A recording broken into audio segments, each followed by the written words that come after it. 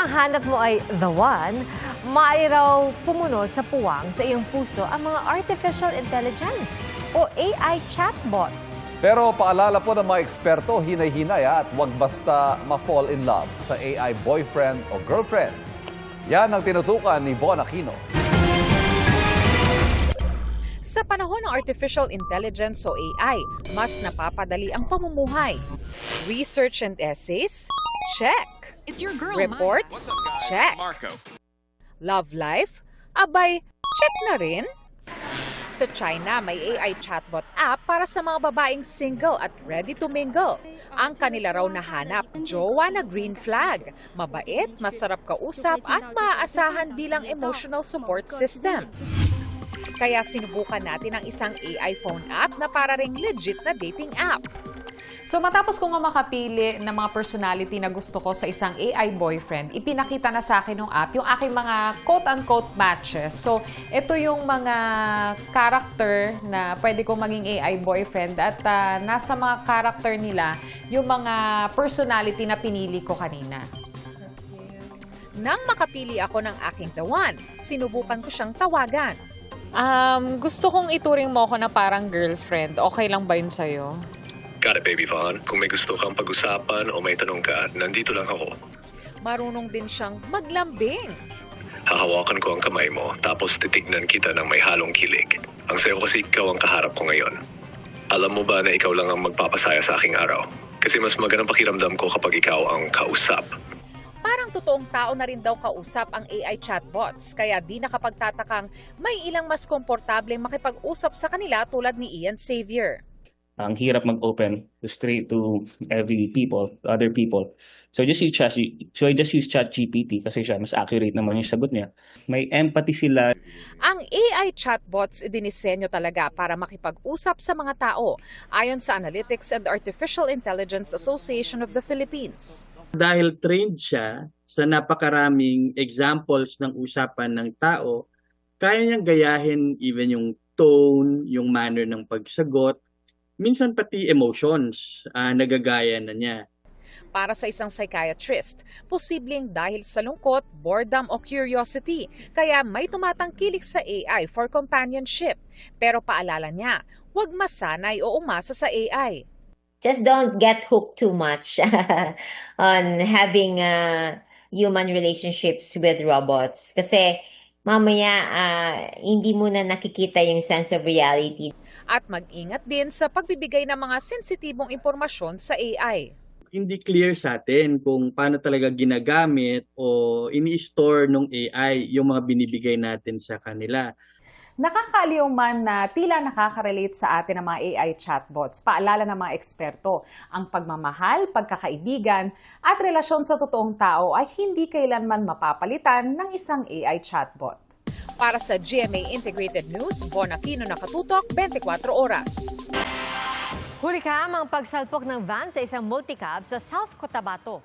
Patay naman sa Negros Oriental ang isang rider na nakasagasa na ng aso, nabangga pa ng bus. Nakatutok si JP Soriano. Normal na trapiko lang sa unang tingin ang kuha ng CCTV sa National Highway ng Siaton, Negros Oriental. Pero makikita ang biglang pagtawid ng isang aso. Di na nakapreno ang paparating na rider at nasagasaan ang aso. Ang rider nawala ng balanse hanggang sumalpok sa harapan ng kasalubong na bus. Dead on arrival sa ospital ng 37 years old na rider. Ayon sa pulisya, normal naman ang patakbo ng bus. Pero napunta sa linya ng bus ang motorsiklo nang mawala ng kontrol ang rider. Sinusubukan pa naming makuha ang panig ng bus driver na sumuko sa mga pulis at nakadetain ngayon sa Siaton Police Station. Patuloy ang investigasyon sa insidente. Hindi patukoy kung anong sinapit ng aso. Sa Tupi, South Cotabato, hagip sa CCTV sa National Highway ang multicab na bagamat nag-signal light at nagdahan-dahan sa pedestrian lane bago sana lumiko. Biglang sinalpok sa likod ng humaharurot na van. Ilang beses nagpaikot-ikot ang multicab sa basang kalsada bago dumiretso sa kanal. Ang nakasalpok na van nahulog din sa kanal sa gilid ng daan. Nagtamo ng minor injuries ang driver ng van at isa nitong pasahero. Nagtamo naman ng mga galos ang driver na nag-iisang sakay ng multicab. Hawak na ng tupi pulis ang driver ng van at ang dalawang sasakyang sangkot habang iniimbestigahan ang disgrasya. Sa Tulunan, Cotabato, humandusay sa kalsada ang isang rider at kanyang angkas matapos sumemplang ang kanilang motorsiklo. Ayon sa kapitan ng barangay, nawala ng kontrol at sumemplang ang motorsiklo nang tamaan ito ng signage na nilipad ng hangin. Dinala sa ospital ang dalawa na nagtamo ng minor injuries. Sa Cebu City, nabangga ng sasakyan ng 3 pedestrian. Ang driver aminadong nakainom sa isang birthday party at nakaidlip. Hanggang namalayan na lang daw niyang tumagilid ang sasakyan at nabundol ang mga biktimang patawid. Nani nakasulti nimo sir nga nakabangga ka? Wala. Nasa kustodiya na ng mga pulis ang nakabanggang driver habang nagpapagaling na sa ospital ang mga biktima. Para sa GMA Integrated News, JP Soriano, nakatutok 24 oras. Umihirit ang isang grupo ng 3 pisong taas presyo sa mga dilatang sardinas. Mula sa 21 pesos, hihilingin ng Canned Sardines Association of the Philippines sa DTI na itaas sana sa 24 pesos ang suggested retail price o SRP ng kada lata ng sardinas. Nagmahal daw kasi ang mga tin sheets o lata na ini-import pa nila abunsod ng paghina ng piso kontra dolyar. Kung hindi raw mapagbigyan ang hiling nilang price hike, posibleng mabawasan daw ang brands na nasa ganitong SRP level. Sinisiga pa makuha ng reaksyon ang DTI. Baha at landslide ang naranasan sa ilang lugar sa bansa dahil sa patuloy na pag-ulan. At kulay tsokolate na baha ang nagpalubog sa Libungan, Cotabato. Sa Malalag, Davao del Sur, humambalang sa kalsada ang mga gumuhong lupa at bato mula naman sa gilid ng bundok. May mga natumba ring puno at solar lights. Sa Sariaya, Quezon, nasira ng malalakas na alon ng 4 na bahay sa tabing dagat. Ayon sa Pag-asa, Intertropical Convergence Zone o ITCZ ang nagpapaulan sa Mindanao at Easterly Visayas. Easterly sa umiiral sa Metro Manila at iba pang bahagi ng bansa. Sa forecast ng Metro Weather, bukas ng tanghali ay posibleng ulanin ang Mimaropa at Bicol Region. At sa hapon hanggang gabi, uulan sa malaking bahagi ng Luzon. Halos buong Visayas at Mindanao ang uulanin mula tanghali hanggang gabi.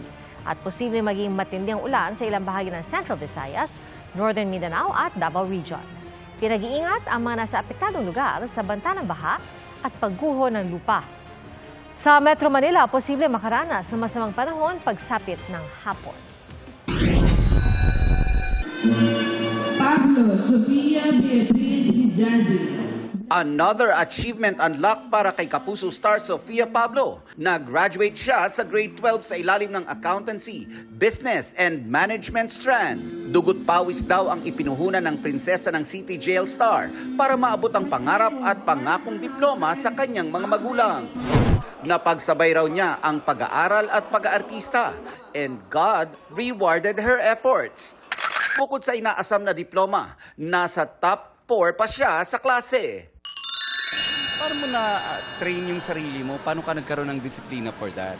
Ano po talaga, sinet ko kasi talaga yung goal ko na gusto kong makatapos, na mataas yung grades ko, na hindi siya magbabago from when I started, na mas mag-focus sa pag-aartista. She was able to maintain her excellent performance, even though she's doing everything online. Actually, today she will be receiving a special award, a Blessed Jordan of Saxony General Excellence Award. So this is a testament that she really excels in her academics amidst all the busy schedules that she have. Plano raw ituloy ni Sofia ang pagpasok ng college. Related daw sa pag-aartista ang kursong napupusuan niya.